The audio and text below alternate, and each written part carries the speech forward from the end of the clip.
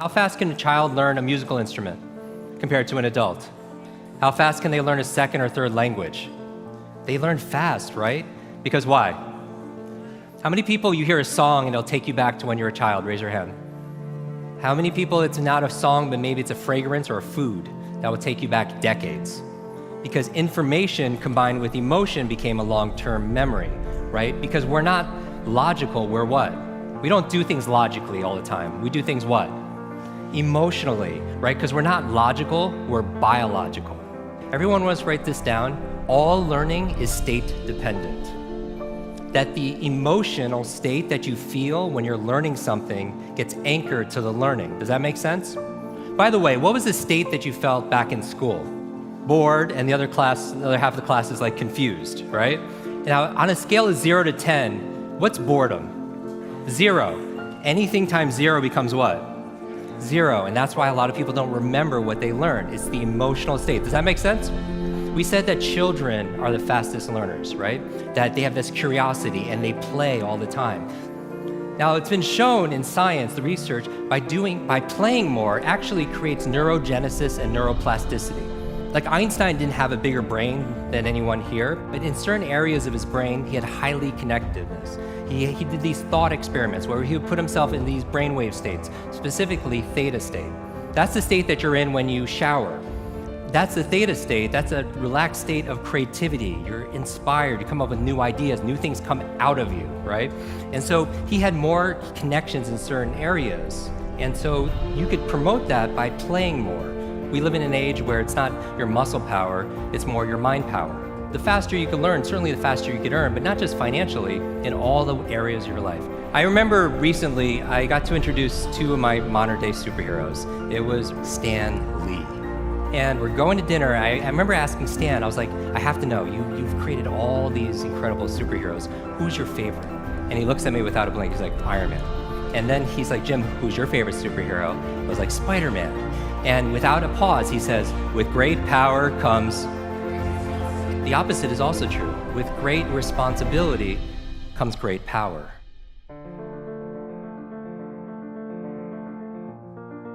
When you take responsibility for something, you have great power to what? To change things, to transform things, to make things better. You want to build a physical muscle, you give it what?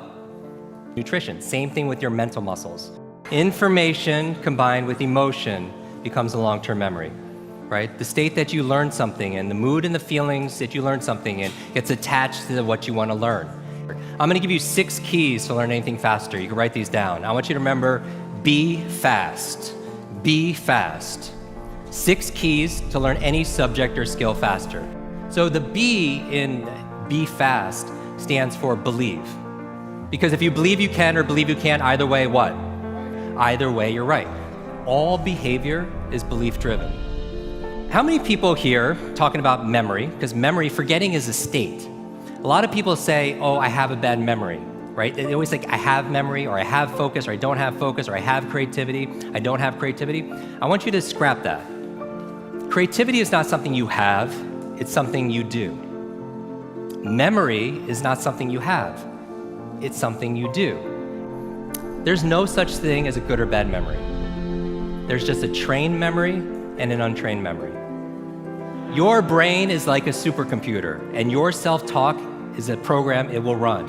So if you tell yourself you're not good at remembering names, you will not remember the name of the next person you meet because you programmed your supercomputer not to. Your mind is always eavesdropping on your self-talk. And so the challenge here is this: too much information, too little time. The amount of information is doubling at dizzying speed, but how we learn it, how we remember it, has that changed at all? Your brain cycles through different brain waves. Beta is when you're most awake, delta is when you're asleep, theta is right above delta. That's the state of creativity we talked about. Like in between theta and beta, when you're most awake, is a state called alpha. Right? It's a state you go in when you meditate, states you go into when you do deep breathing, state you're also in when you watch television. The alpha state is a great state to learn in though.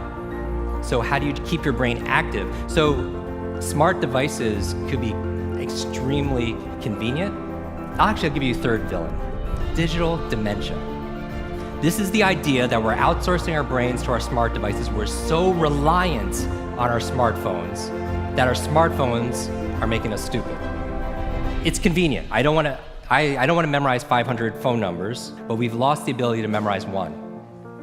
There is no learning without remembering. So B is believe. Believe you can, believe you can. Now the E, I'm gonna go through these really fast, is exercise. Exercise. And what I mean by this is I mean physical exercise. Because your brain, the primary function of your brain is to control your movement. As your body moves, your brain grooves. If you want to learn any subject or skill faster, the F is to forget. Forget.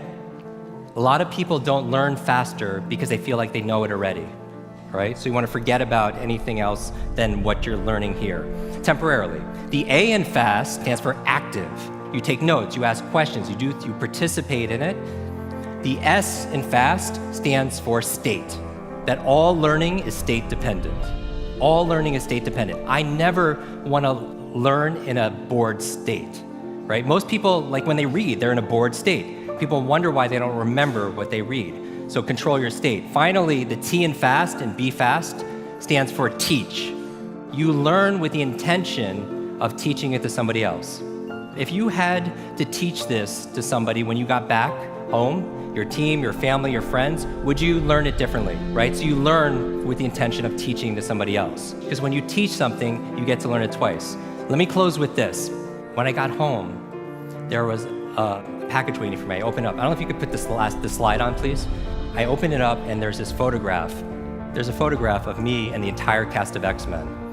And even better than Halle Berry and Jennifer Lawrence and everything that's on there was the note from the chairman. It said this: Jim, thank you so much for sharing your superpowers with all of us. I know you've been looking for your superhero school since you were a kid. Here's your class photo. So my question for you is this: if you could go back to that child inside of you, that younger self, and right now tell them something that they need to hear, what would that be?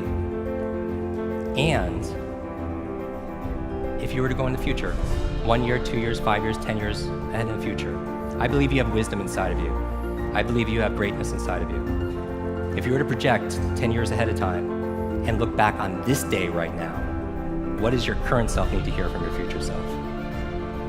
I have a quote that I get quoted on more than anything else. It talks about an egg and stress, that your egg is like your life, that if an egg is broken by an outside force, life ends.